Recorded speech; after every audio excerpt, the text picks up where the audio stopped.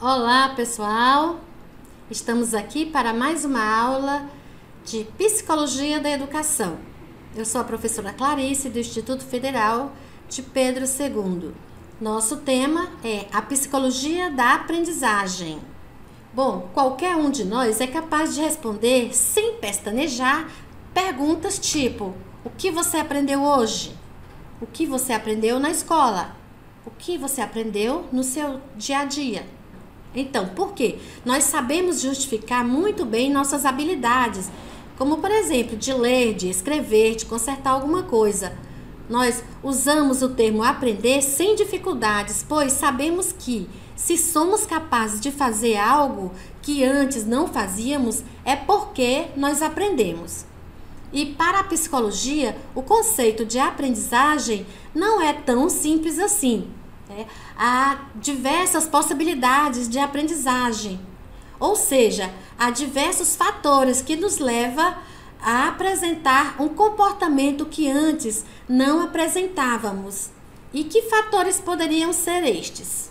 Poderia ser o ambiente, poderiam ser as técnicas, poderia ser o acompanhamento, a organização. O que motivou esse aprendizado? Ora, e a psicologia, ela transforma essa aprendizagem em um processo a ser investigado. Por quê? Porque são muitas questões a serem consideradas importantes pelos teóricos, tipo, qual é o limite da aprendizagem? Qual a participação do aprendiz? Qual a natureza dessa aprendizagem? Ou se há alguma motivação para esse processo. E essas respostas, elas nos trazem questões ou controvérsias a serem estudadas, a serem discutidas pelos estudiosos. As teorias da aprendizagem. Nós encontramos um número bastante grande de teorias da aprendizagem. Essas teorias podem ser genericamente reunidas em duas grandes etapas, que são as teorias do condicionamento e as teorias cognitivistas. As teorias do condicionamento, elas definem a aprendizagem pelas suas consequências comportamentais e enfatizam as condições ambientais como forças propulsoras dessa aprendizagem. A aprendizagem é uma conexão entre o estímulo e a resposta. Completada a aprendizagem, o estímulo e respostas estão de tal modo unidos que o aparecimento do estímulo evoca imediatamente uma resposta. As teorias cognitivistas são as teorias que definem a aprendizagem como um processo da relação do sujeito com o mundo externo e que tem consequências no plano da organização interna do conhecimento. Como a gente falou das controvérsias, as controvérsias básicas entre essas concepções. De maneira geral, nós poderíamos apontar 3 controvérsias. A primeira, ela refere-se à questão do que é aprendido e como se aprendeu. Para os teóricos do condicionamento, aprendemos hábitos, isto é, aprendemos a associação entre um estímulo e uma resposta e aprendemos praticando. Para os cognitivistas, aprendemos a relação entre ideias, que são os conceitos, e aprendemos abstraindo de nossas experiências. E a segunda concepção, ela refere-se à questão do que mantém o comportamento que foi aprendido. Para os teóricos do condicionamento, o comportamento é mantido pelo sequenciamento das respostas. Uma resposta é, na realidade, um conjunto de respostas. Quando falamos no comportamento de abrir uma porta, é fácil perceber que ele é composto de diversas respostas intermediárias, tipo pegar a chave na posição certa para que ela entre na fechadura, encaixar na fechadura, virar corretamente, abaixar então a maçaneta da porta. Isso é um aprendizado que ele tem as etapas, né?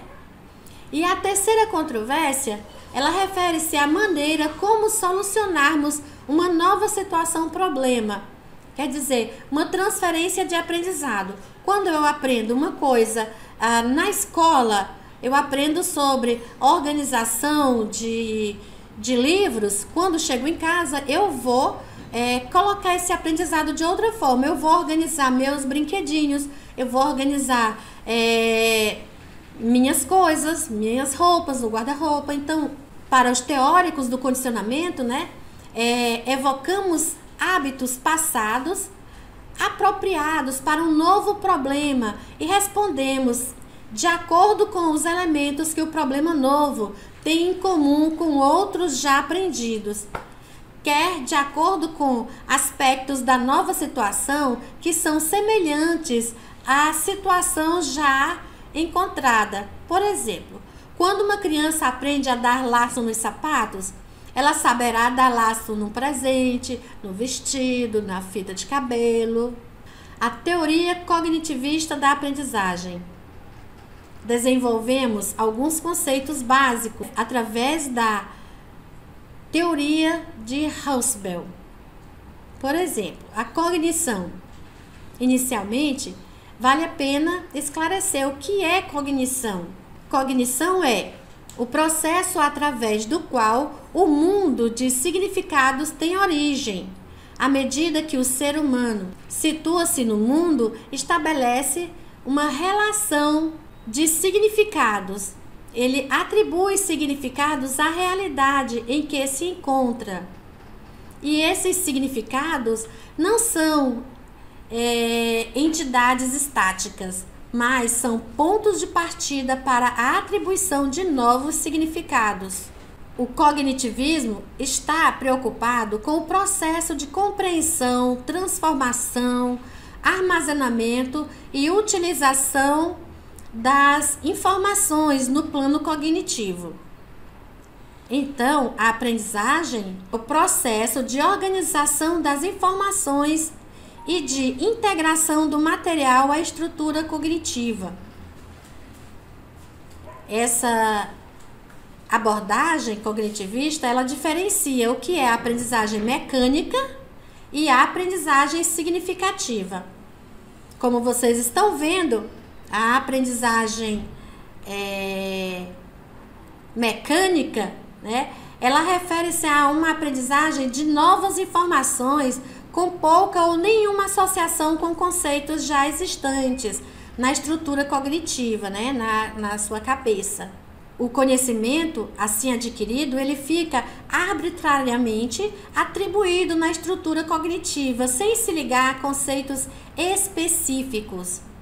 E já a aprendizagem significativa, ela relaciona-se com conceitos relevantes, claros e disponíveis na estrutura cognitiva, assim que seja assimilado por ela. Estes conceitos disponíveis são os pontos de ancoragem para a aprendizagem. Ele servirá de âncora para outros conceitos que se seguirão, que virão depois. Então, pontos de ancoragem. Os pontos de ancoragem são formados com a incorporação à estrutura cognitiva de elementos relevantes para a aquisição de novos conhecimentos, com a organização destes de forma progressivamente generalizar. Pontos de ancoragem. Os pontos de ancoragem são formados com a incorporação à estrutura cognitiva de elementos, informações ou ideias relevantes para a aquisição de novos conhecimentos e com a organização destes de forma progressivamente generalizarem-se, formando conceitos. Uma teoria de ensino, a de Brunner, a partir das concepções como está a de Husserl sobre os processos de aprendizagem, alguns pesquisadores desenvolveram teorias sobre o ensino, procurando discutir e sistematizar o processo de organização das condições de aprendizagem. Entre esses teóricos, ressaltaremos aqui a contribuição de Jerome Brunner. Brunner concebeu o processo de aprendizagem como captar as relações entre fatos, adquirindo novas informações, transformando-as e transferindo-as para novas situações. O ensino envolve a organização da matéria de maneira eficiente e significativa para o aprendiz, que são as estruturas. Estrutura da matéria.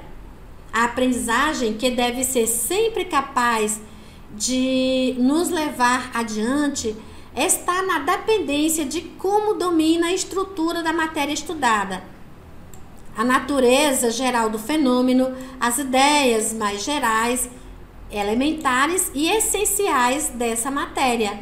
A motivação continua sendo um complexo tema para a psicologia e particularmente para as teorias da aprendizagem e ensino. Atribuímos a motivação tanto à facilidade quanto à dificuldade para aprender. Atribuímos as condições motivadoras, o sucesso ou o fracasso dos professores ao tentar ensinar algo a seus alunos. A motivação é um processo que mobiliza o organismo para a ação, a partir de uma relação estabelecida entre o ambiente, a necessidade e o objeto de satisfação. O estudo da motivação, ela tem 3 variantes, que é o ambiente, as forças internas ao indivíduo, como a necessidade, o desejo, a vontade, e o objeto, que atrai o indivíduo por ser fonte de satisfação da força interna que o mobiliza para esse aprendizado. A motivação é, portanto, esse processo que mobiliza o organismo para a ação. Motivação e o processo ensino-aprendizagem. A motivação está presente como processos em todas as esferas de nossa vida, no trabalho, no lazer, na escola. Então, a preocupação do ensino tem sido em criar condições tais que o aluno queira aprender. Sem dúvida, não é fácil, pois acabamos de dizer que precisa haver uma necessidade ou desejo e o objeto precisa surgir como solução para essa necessidade. E como podemos pensar em criar esses interesses? Bem, podemos fazer propiciando a descoberta. Brunner é defensor desta proposta. O aluno deve ser desafiado para que ele deseje saber. E uma forma de criar esse interesse é dar a ele possibilidades de descobrir. 2. Desenvolver nos alunos uma atitude de investigação, uma atitude que garanta o desejo mais duradouro de saber, de querer, de sempre querer mais um pouco. Falar ao aluno sempre numa linguagem acessível, fácil compreensão, que ele possa compreender o que é que você quer transmitir. 4. Os exercícios e tarefas deverão ter um grau adequado de complexibilidade. Não podemos fazer uma atividade mais difícil para uma pessoa que está numa série mais avançada para uma criança de uma série bem mais anterior. 5. Compreender a utilidade do que se está aprendendo. Isso é também fundamental. Não é difícil para o professor estar sempre retomando em suas aulas a importância e a utilidade que o conhecimento tem e poderá ter para o aluno. Nós somos sempre a fim de aprender coisas que são úteis e têm sentido para a nossa vida. E assim também para as crianças. Bom, gente, era isso que tínhamos para agora. Estudem, se aprofundem, façam suas pesquisas, procurem responder às suas atividades. Forte abraço, até a próxima aula!